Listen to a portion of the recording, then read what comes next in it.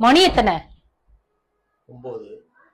Daily இப்படி ஆபீஸ்ல இருந்து 9 மணிக்கு வந்தீங்கன்னா நான் போங்கன்னு போட்டுட்டு எங்க அம்மா வீட்டுக்கு போயிருவேன் பாத்துக்கோங்க. என்ன பயமா இருக்கா?